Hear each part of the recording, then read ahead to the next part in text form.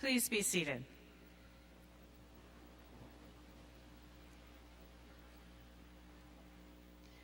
To those of you who are familiar with Anglican custom, you might be wondering what I'm wearing. And that is, I'm not wearing clerical robes. I'm wearing instead academic robes. And that's because I'm not a priest. Instead, over my vocational life, I have been a college professor. I suppose you might say that in order to do that job, I was duly ordained by Duke University. I have also been an author, a blogger, and a columnist. I have spent most of my life teaching and writing. There is a problem in teaching and writing, and that is once in a while you don't know what to say. One of those times in my life came in September 2013 when I had just gotten a new contract to write a book. And I found that I had writer's block. I had spent most of the summer in a place out in Wyoming with beautiful scenery, magnificent mountains, gazing at a lake in the Wind River Range. And I got home and I thought I was ready to tackle my new project, which was a project about finding God in the world, finding God through nature and neighbor. And I sat in my office in Alexandria, Virginia, a little sort of writer's space that I have in my home, and nothing would come. I went to my spiritual director and said to her that I couldn't get any words on the page, and she said to me, "Well, you're writing a book about nature and you're writing it inside?" And I said, "Yes." And she said, "Don't you think there's a problem there?" And I said, "But there's no place to write outside in Washington. It's not like where I grew up in Arizona or where I lived as a young adult in California or sitting in those porches in my little cabin up in the mountains. There's nothing to look at," I told her. "There's nothing that can inspire me in nature." And she said, "Well, there's the river." I never really thought about the Potomac River as being terribly inspiring. I live in Virginia. It mostly seems like it's in the way. But Mary suggested that I take a notebook and a pen. Imagine that, a writer with a notebook and a pen, and sit in a park south of Alexandria on a picnic bench and write. I figured it couldn't hurt, and so I did that. The first day I sat there, I looked at the river and I realized that all I had done in my life in recent years was fly over it or drive over it, that I had never really paid attention to it. And on that particular day, it was a beautiful autumn day. I looked at the water birds and I looked at the cars going over the bridges, going too fast to notice how pretty the blue sky was, and that the water actually was quite beautiful at that moment. And I sat there and I wrote. And I went back the next day and I wrote again, and I wrote again, and I wrote again. I went with expectation to the river. I wanted to hear the Spirit, that which would inspire me. I wanted to meet God. Through that fall and the long, slow process of writing and listening, I eventually started walking along the river, and I learned many things about the Potomac that I had never known. I learned about those birds, and I learned about turtles, about tides and riparian zones. I found that the river itself spoke to me, awakening me to a deep sense of my own spiritual life, my power, my vocation as a writer, and the moral implications of the physical environment in which we live. I had always loved being at the water, being a vacation on the beach or sitting on a porch and looking at the ocean. But that fall, I found something that I had never known before, that the water possessed transformative power, and the water changed me. Rivers have long been seen as holy places. Our ancestors have, for our long human history, understood that water is life-giving and sacred. To recognize the spiritual dimension, the spiritual power of water is not New Age or pagan, but it is deeply and profoundly biblical. Indeed, the Bible itself begins with an account of water and spirit, the source of the universe's creation, and that the scriptures are full of water stories, stories of thirst assuaged, stories of renewal, of recreation, of the prophetic challenge of water and the justice involved in the waters as well. Christians revere water partly because of the story that was read to us today, the story of Jesus' baptism. And in Western Christianity, we mark this day, Jesus' baptism, the first Sunday of Epiphany, by baptizing members of our community. And somehow in our minds, we have come to see this act as recreating that original baptism, a symbol or an act of memory. But our brothers and sisters in Eastern Orthodox Christianity are doing something much more extravagant today. Not only are they baptizing people into faith in Christ, but they also have an amazing liturgy that they celebrate on this day, the Great Blessing of the Waters.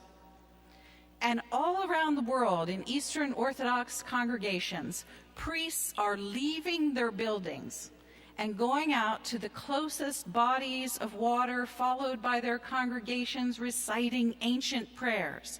And when they get to the water's edge, they take a cross and they fling the cross into the river, the lake, or the sea, to symbolize the fact that Christ's presence in and with the waters has made holy all of the water around the world. It seems like a lot of fuss for one day on a liturgical calendar. Yet here we are, with one of the most important stories of the life of Jesus. Some 2 millennia ago, a crowd gathered at the river, filled with expectation. They went because they needed to hear God differently. They wanted to find the Messiah, to meet the one whom God had promised. They wanted their lives to be transformed. They wanted their world to be transformed. They wanted a different sort of life than the life that they were living. They needed to know, to hear, and to experience God. They had heard of John, who many thought might be the promised one, this man who was preaching about God's dream, and it's in this same chapter a few verses earlier, that although we read these words during Advent, they actually fit on this particular day. John was preaching about God's dream, the time when the valleys would be lifted up and the mountains would be laid low, when crooked roads would be made straight and rough ways would be made smooth, that justice and salvation was at hand. John said to this crowd who listened to his sermon, I can tell you of this dream. We are all longing for it, but I am not him. I can only help ready you. Another one is coming, and that one will baptize you not only with water, but with wind and with fire, with those other two wild elements combined with the waters of God. And this baptism, John insisted, will not only tell you about God's dream, but this baptism will empower you to live it. that Jesus' baptism will give you the ability to live abundantly, justly, with mercy, and with love. They heard the sermon and they were baptized. And among their number was Jesus. The story goes, when all of the people were baptized, and when Jesus also had been baptized. In Greek, this is the dependent clause. The focus that Luke is offering to us is not on Jesus.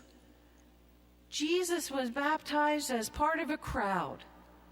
The focus in Luke's story is this crowd of hungry, thirsty people who are looking for spiritual life and new love to break through into their world.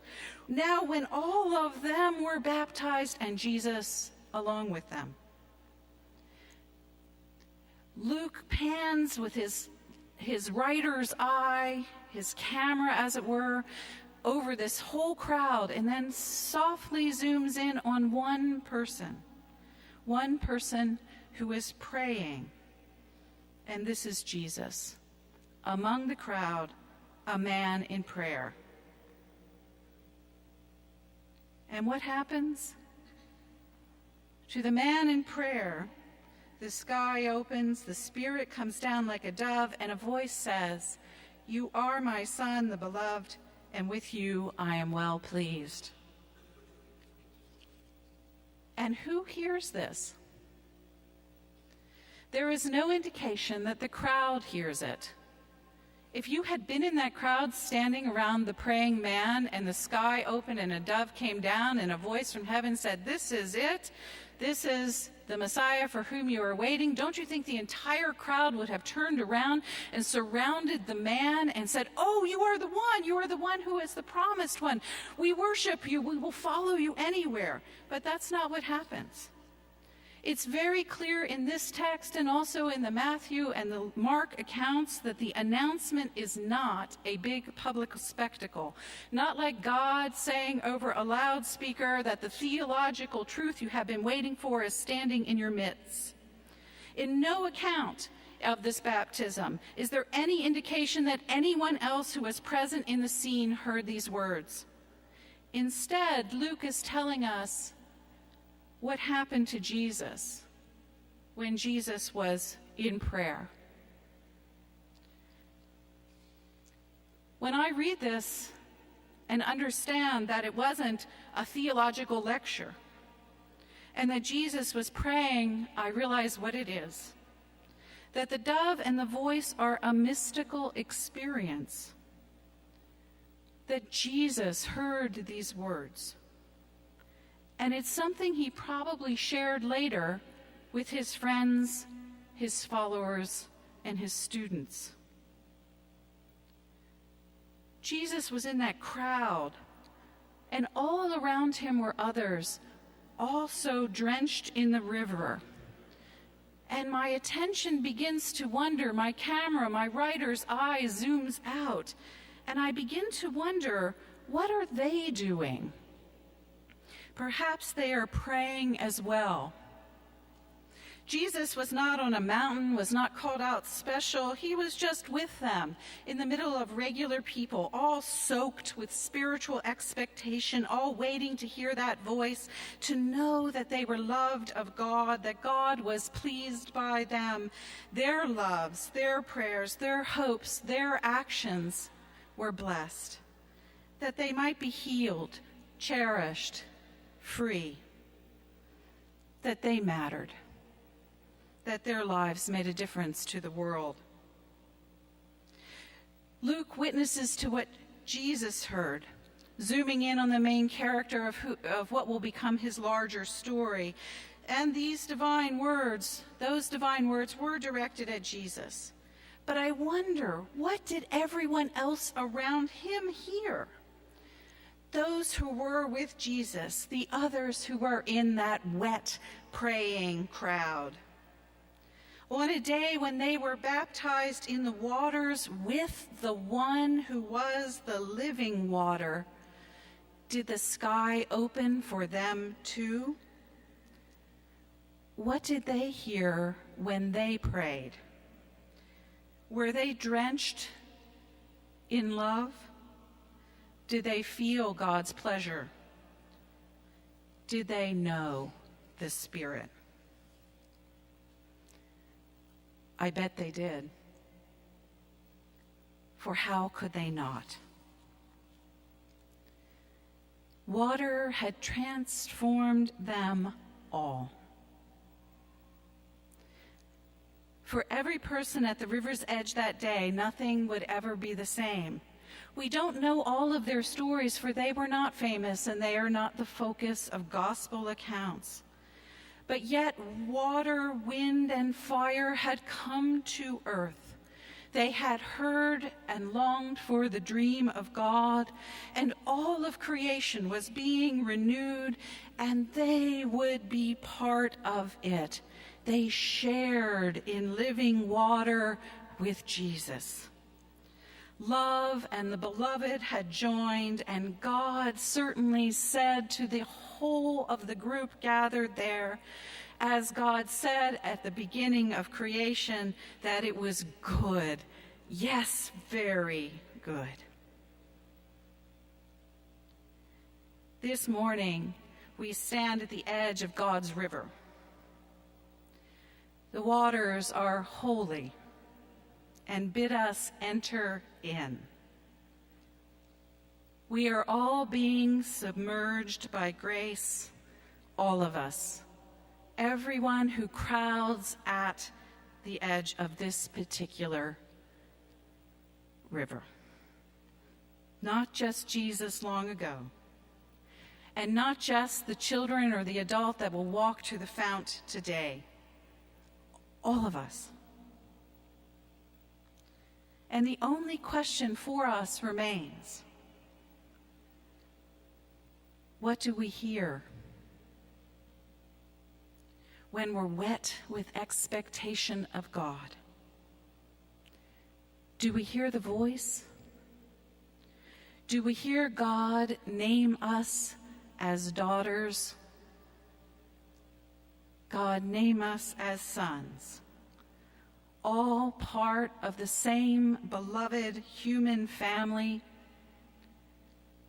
all, every one of us, giving God pleasure. Pray and listen for that voice today. May the waters of God wash over us all and change us. Amen.